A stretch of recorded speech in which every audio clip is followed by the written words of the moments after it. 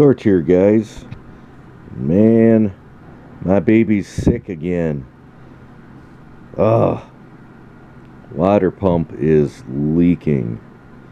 So, which kind of sucks because when I just did the head gasket replacement on this about 2 years ago, I put a new water pump on. I know I did because I painted it blue. That's what I do with all my new parts. I usually paint them. So, that means after 2 years, that thing crapped. And that blows because I really haven't put that many miles on this thing since then. So, anyway, this is how to replace the water pump on a Ford 3.8 V6. My car is front wheel drive. My car is rear wheel drive. If your car is front wheel drive, this is a bigger pain in the butt because your engine is turned sideways. And then all of that stuff will be over here, and you will not have a whole lot of room to work on it. So, I'm going to show you how to do it on a rear-wheel drive car, and I'll give you the bolt sizes and everything so you can figure out what you need before you go pinching your hands down in there on a, say you're working on a Taurus or whatever other Ford that's front-wheel drive. You'll at least know what size bolt and socket and where to find them. And if I remember correctly, these are like all different sizes on there, which is really stupid. And there's also a hidden bolt down here for this power steering bracket that nobody can ever seem to find. I actually did a video about this in the past, but I'm going to mention it in this video too. So hopefully it'll help you guys out, because I've had a lot of people contact me and go, I took everything off and there's something still holding that bracket on. And I had to tell them there's a hidden bolt and where it was. So anyway, I started out by loosening up my fan shroud here. I didn't take it off yet because you can't, because the clutch fan is in the way. So you literally have to take the fan off first and then take off the shroud and the fan together, which really kind of is a pain in the butt because you have to hold them together and pull them out of here without dropping that fan into your radiator and creating a bigger problem, like a big hole in your radiator. So anyway, I loosened up the bolts on the fan there, and I used one of these guys. This is one of those gear wrenches. This is probably about the best way to get in there and do that, because you can just ratchet them off. And this is a 7/16. If you can see that. Probably not. Looks like crap. But anyway, it's a 7/16. So I got those all loose, so I'm going to go ahead and pull this out, and then I'll start explaining some more here. Alright, I got all the bolts out, and I got the shroud loose. You got to pick up on this because it's kind of got like hooks like this on the bottom, and that bottom just slides in. That's what holds it on the bottom. But the problem with this fan is once you get the bolts out, it doesn't always want to come off. So you gotta kind of, oh, look at that, it came right off. You gotta kind of wiggle it sometimes, but mine came right off. Then you gotta pick them up out of here like this together, because that's the only way you can get these out. So that really kind of sucks. So we'll set that aside. And now, get you off the tripod.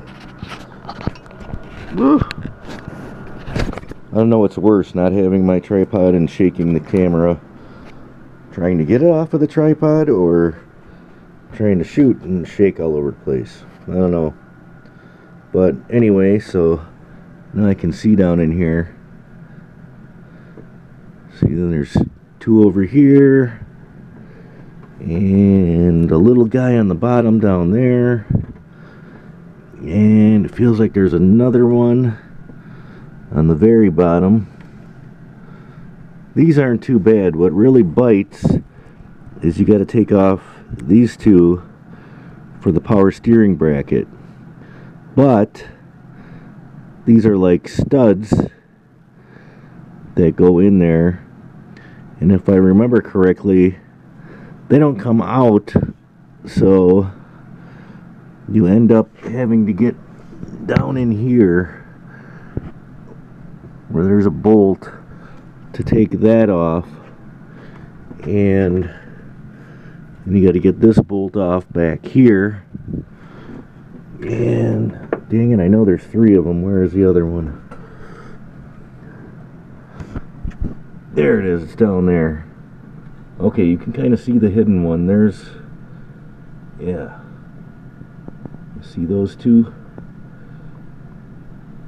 It's nice I can stick the camera down in here because you can't see it from up here. But down there, see how that one's way over there? That one, it's like nobody can ever find that. So it's 1, 2, 3. Where is that other one? Over there. Right there.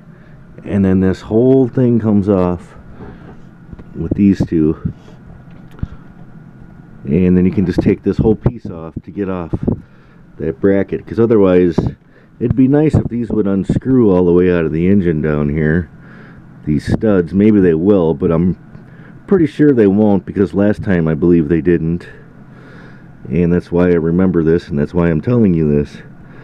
Man, look at that. That's been leaking. Look what it, all that white crap on my oil filter. That is weird. But yeah, this thing was kind of like overheating a little bit, and I couldn't figure out why. And I was like, I must have a leak somewhere, and water pump was the last thing on my mind, because of course, in my mind, I just did it, even though it was only 2 years ago since I redid the whole top of this engine. But, so anyway, I mean, it's not leaking anywhere where it mates onto the engine. It's those stupid holes they drill in there for when it, I don't know, it gets to a certain wear date. Here's the new one.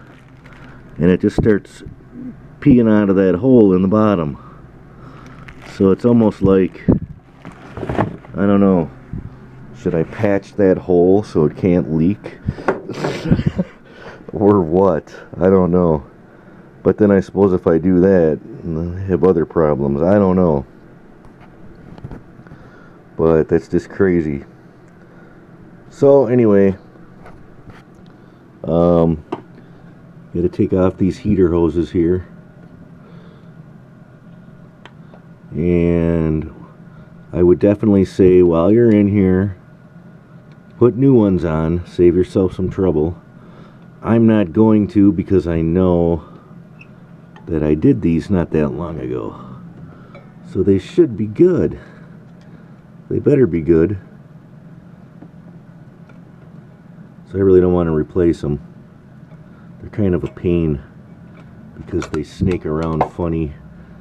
This one especially snakes around real funny, and then goes back up here behind the distributor cap into a pipe that's underneath the air plenum thing here, and it actually goes underneath that and underneath the throttle body, which is kind of goofy as can be. But I actually had that rust out on the other car, and I ended up having to put a piece of pipe in there to make it work. Or was it this car? I don't know. It almost looks like a pipe I might have put in there. Piece of galvanized conduit for electrical work. Yeah, maybe this was the car. Anyway, so yeah, they just snake around kind of funny. Plus I'm doing this at night, and I plan on having this running tomorrow morning because I have to take it to work. So I'm not going to have time to go buy new heater hoses. Hopefully I don't need them. I'm pretty sure I don't, but like I said, if you're doing this and they're old, just change them now because it's a heck of a lot easier. Anyway, now I got to get this belt off, and the best way to do this is if you just push down on that, you can see how it moves that tensioner. So what I do, I just kind of bounce it, but you got to do it with two hands. I bounce it here down, and then I grab my other hand and I pull it off of here, which I might actually just be able to do it. There we go. And then you just kind of ride it off on all the other ones and get that out of the way, which is a lot easier to do when the fan and shroud aren't in the way. So anyway, I'm going to get down to bolt sizes here, so I don't want this being too long of a video. Okay, so these two little ones right here, they're just nuts. They're 13 millimeter, and the real pain in the butt ones back there are 15 millimeter. And for this one, where is it? Oh, it's behind this pulley. The one that's behind this pulley here, well, that one's easy. It's the one below it. You see that down there? What I had to do is get up underneath here. Oh, where am I? Why is that not showing up on camera? Okay, right there. You get up underneath there with this, with a shorty 15 on a swivel and an extension to get at that one. That's the real pain in the butt one. The hidden one that's back in here is actually pretty easy. It goes pretty much straight on, but if you don't want to use a swivel like this if you don't have to, but you might have to. What I got here, so I don't know if it's going to show up on camera. These are at Harbor Freight. These are the Pittsburgh Extensions, and they got these little beveled corners on here, which makes them somewhat of a swivel. I love these things. I mean, they give you that little bit of an angle that you need sometimes, and that's exactly what I needed on that one.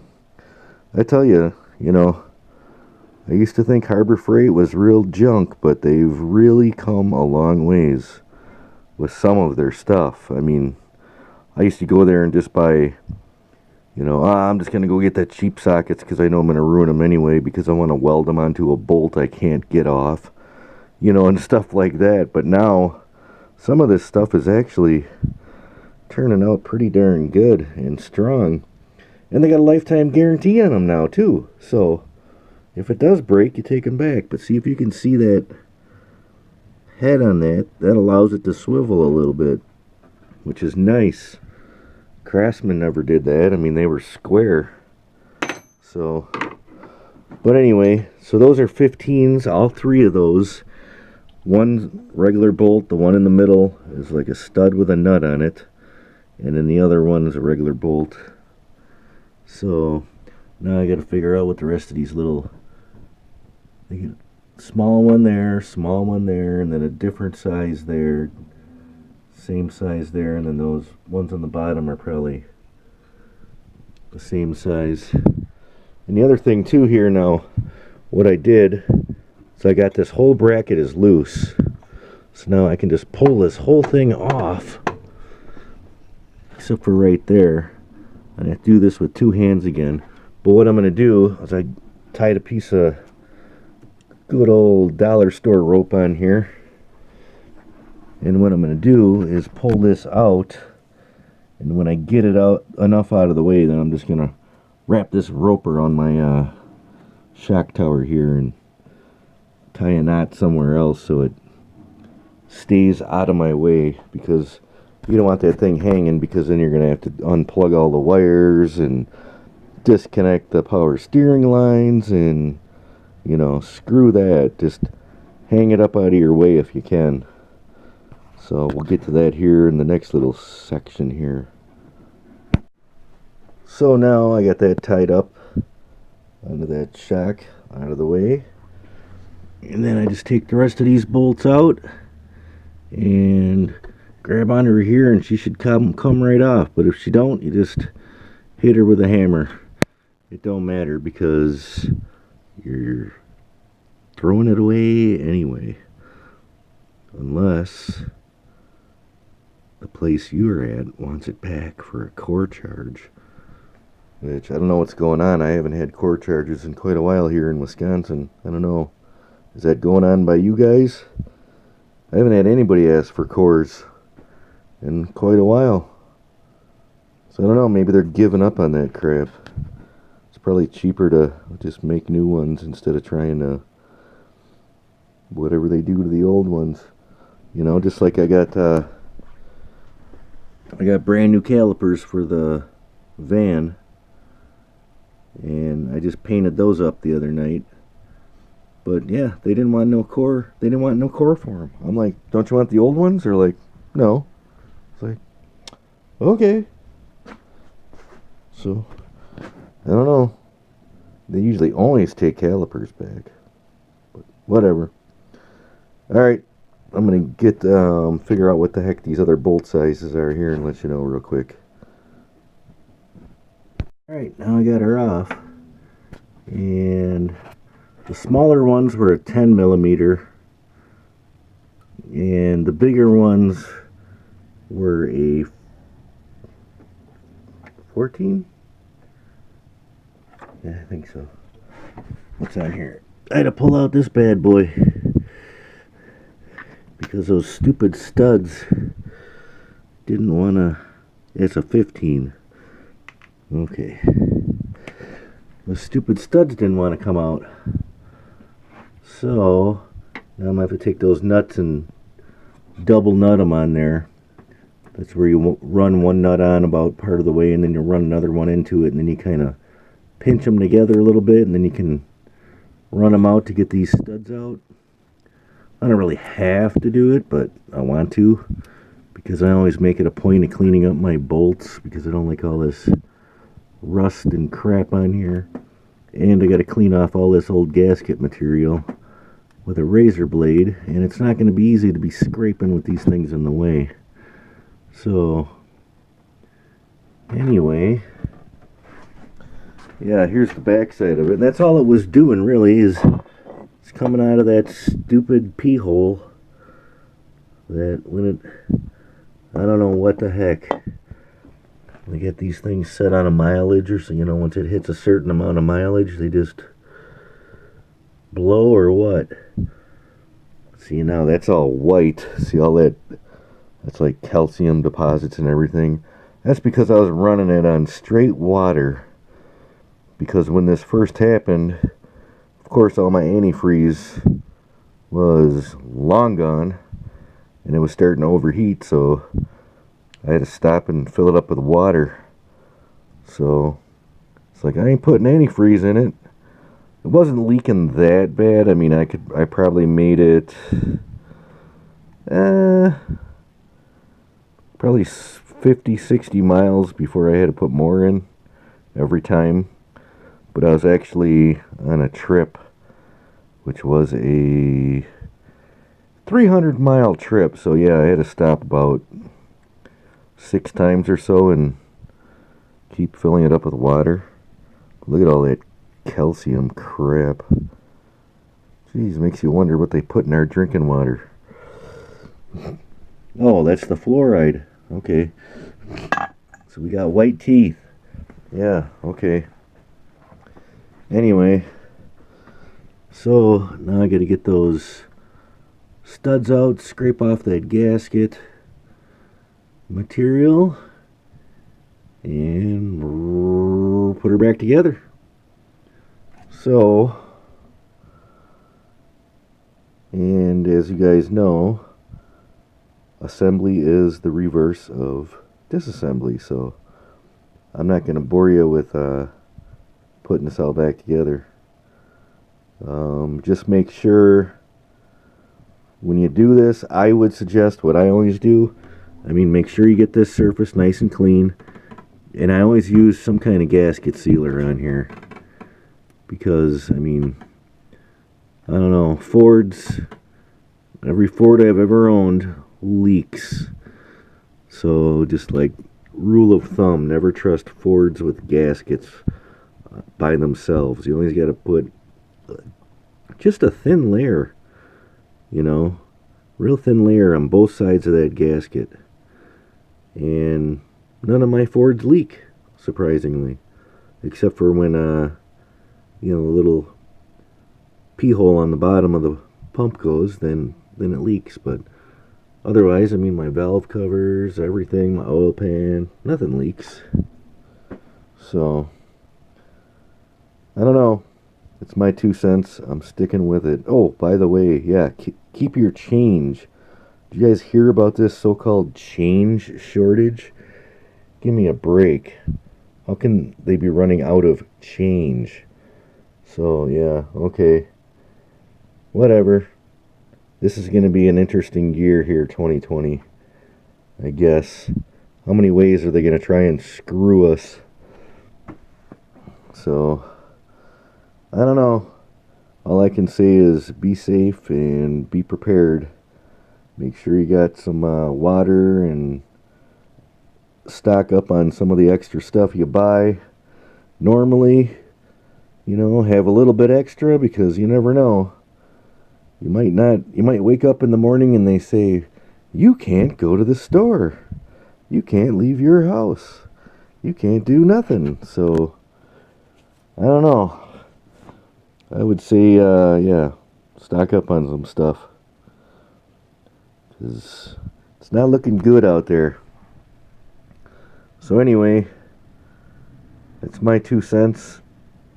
I'm putting it in my change jar and keeping it, not spending it. So, alright guys, you have any questions, let me know. Please like, subscribe. And I guess that's it. Torch out.